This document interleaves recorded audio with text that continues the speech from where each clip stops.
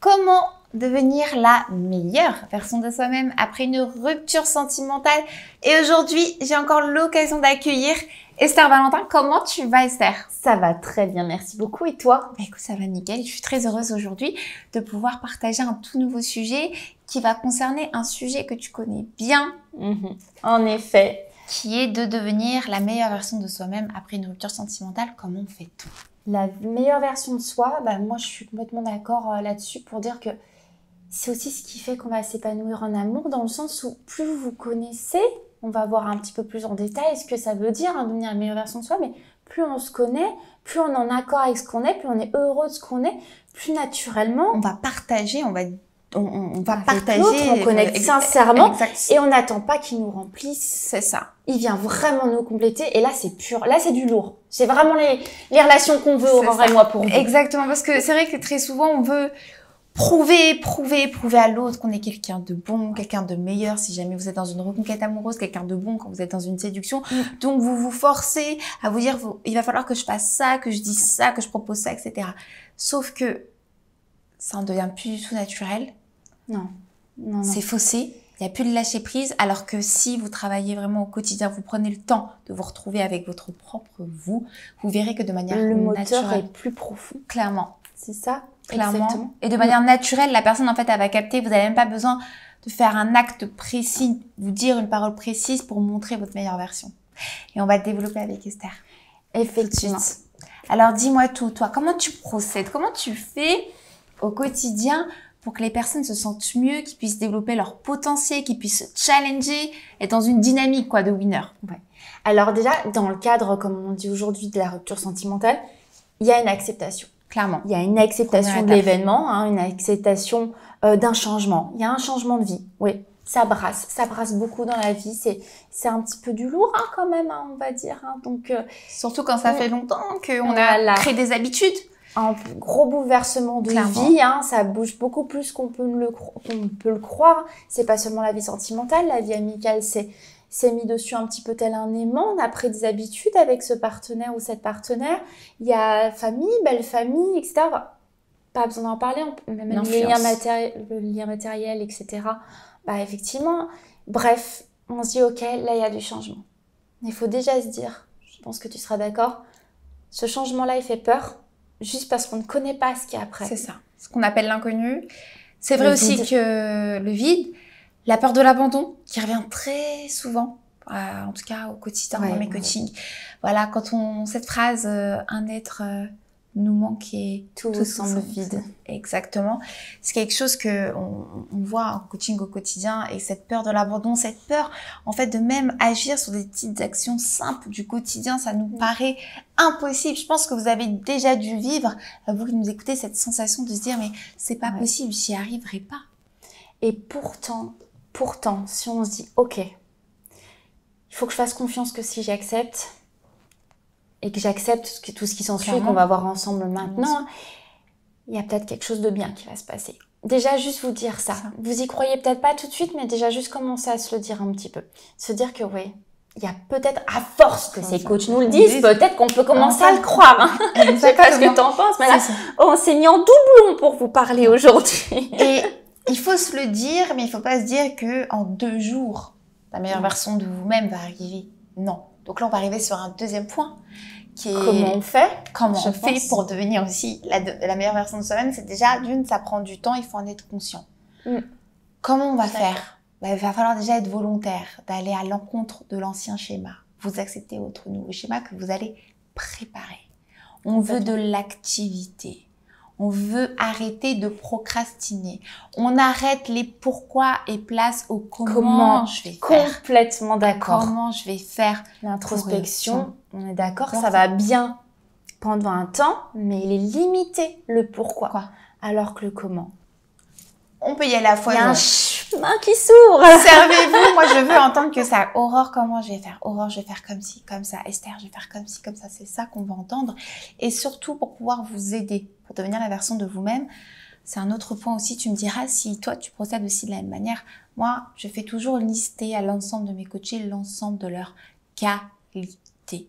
Que ce soit au niveau mental, au niveau physique. Je veux que vous soyez conscient tous les matins quand vous vous levez, ce que vous avez de plus beau chez vous. Et on ne se limite pas à 2 qualités. Non. Vous en avez bien plus que 2, je vous le garantis. Il faut absolument que vous puissiez lister l'ensemble de ces qualités pour pouvoir travailler davantage sur ces points. Alors, je rebondis complètement dessus. Je suis complètement d'accord. Et encore plus sur le fait que là, votre vision de vous, elle va vraiment devenir négative. Pas se leurrer, hein. Après une rupture sentimentale, l'ego, il est touché. Clairement. L'ego, il est blessé. On dit que c'est le cœur qui est brisé, mais il y a de l'ego. Clairement. Que ce soit chez les hommes ou chez les femmes. Complètement. Complètement. Là, il y a, pas de discrimination. Ouais, là. Clairement. Et pour cet ego, on a besoin de ces qualités que tu nous donnes là. Bien sûr. On a besoin de renouer avec ça. Et je rajouterais même, je pense que tu le fais aussi d'ailleurs, si je me souviens bien, d'aller demander des qualités à des proches. Clairement. Parce que vous allez vous limiter, votre image de vous, elle est pas bonne là. Elle est en dessous de la vérité. Clairement. C'est vrai qu'on n'est pas très souvent objectif. Encore plus suite à une rupture. Donc, n'hésitez pas à les demander, comme l'a si bien dit Esther. À 3 proches déjà pour commencer. 3 proches, extrêmement important. 3 qualités, je dirais. C'est ça. Et de mener après par la suite des actions concrètes à mettre en place immédiatement. Parce que c'est ce qu'on recherche. C'est ce qu'on recherche. On arrête de procrastiner. Remettre les choses au lendemain. C'est terminé. Vous allez mener des actions puissantes par rapport à ces qualités. Il faut sortir de sa zone de confort. Clairement. Et la zone de confort, ça se passe pas par le mental. La zone de confort, il y a un moment où vous allez pouvoir vous poser des questions. C'est pour ça qu'il y a ce travail sur les qualités. Je pense qu'on peut même rajouter, vous reconnecter à vos envies. Clairement. Dans les qualités, on va peut-être prendre en compte les valeurs personnelles que vous avez, parce que c'est des qualités aussi, souvent vos valeurs personnelles. Être quelqu'un de généreux, c'est une valeur. C'est un exemple, mais c'est aussi une très très belle qualité. Donc, on va réapprendre un petit peu à se connaître, parce que finalement, tout à l'heure, on était dans l'acceptation de ce nouvel événement de vie. N'oubliez pas que ce nouvel événement de vie vous apporte quelque chose de nouveau. Clairement. Peut-être qu'il vous paraît négatif, mais c'est quelque chose de nouveau. Donc, il faut réapprendre à se connaître, réapprendre à connaître la personne que vous avez peut-être oublié de voir simplement en vous-même pendant ces années de relation. Aujourd'hui encore avec ce nouvel événement, donc en passant par ces fameuses qualités qu'Aurore nous donne. Les valeurs, les principes, les projets aussi, n'hésitez pas. Réapprendre à se connaître et réapprendre aussi à se connaître par de nouvelles actions aussi. On a tous des envies, on a tous des choses qu'on aimerait faire. Des projets, tu disais. Voilà, des projets sur du court, moyen, long terme. On va se mettre des deadlines. Les deadlines, ça va vous stimuler. Il n'y a pas plus important après une rupture sentimentale douloureux de se mettre des deadlines pour se dire là, j'ai pas le choix en fait, j'ai plus le choix.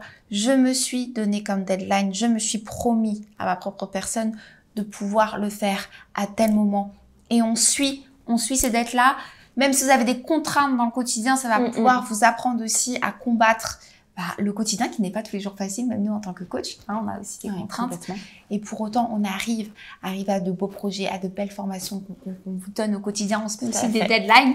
Voilà, que ça soit au niveau du travail. On sort de notre zone de confort. On était chacune sur nos chaînes. On se retrouve là. Exactement. On prend du temps, on se programme les choses, on fait, même si on a des contraintes au niveau privé, on le fait. Et ça, c'est hyper important. C'est ce qui vous permettra tout simplement de vous surpasser et donc de vous redécouvrir aussi avec un mental de choc. Ouais. C'est ça qu'on va retenir. Donc là, la petite conclusion que tu dis, Aurore, c'est un petit peu...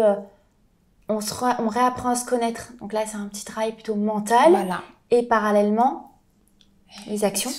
Alors, actions, mais sur de la durée. On s'arrête pas juste à une action. Ah, Aurore ou Esther m'a conseillé de faire du sport. Aurore ou Esther m'a conseillé, je sais pas moi, de partir en vacances. Je l'ai fait une fois, c'est bon. Non, on va reproduire d'autres actions nouvelles. On parle de devenir la meilleure version de soi quand même. Ouais, exactement. Ça ne se fait pas en une semaine.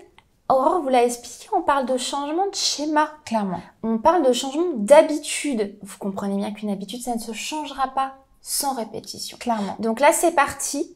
Volonté de le faire. Volonté, acceptation ça va prendre du temps. Voilà, il faut l'accepter. C'est comme ça, c'est comme ça pour tout le monde. Ça veut pas dire que vous êtes faible, ça veut pas dire que vous êtes trop lent, ça prend du temps. C'est ça. C'est un nouveau schéma. On peut pas lutter. C'est une découverte, c'est une nouvelle découverte. Acceptation, passage à l'action, et on répète ça dans le temps. Avec de la positivité, de la détermination et du sourire. C'est ça qu'on veut, ce qui va pouvoir vous permettre d'avoir un très bonheur par la suite. Merci beaucoup, Esther. Merci à toi. Merci à toi. Je souhaite à toutes ces personnes qui nous écoutent autant de bienveillance. Clairement. Qu'on souhaite leur en apporter. Portez-la à vous aussi. Exactement. Merci beaucoup, Aurore, pour toutes ces explications, pour cet échange. C'est un plaisir, en tout cas. N'hésitez pas à nous dire en commentaire si vous aimez ce format de vidéo avec Esther. Laissez-nous des pouces bleus, ça nous donne de la force. Des petits likes, c'est toujours très très sympa. Ça motive, hein, ni plus ni moins. Exactement. À très très vite. Passez une belle journée. Merci, Aurore.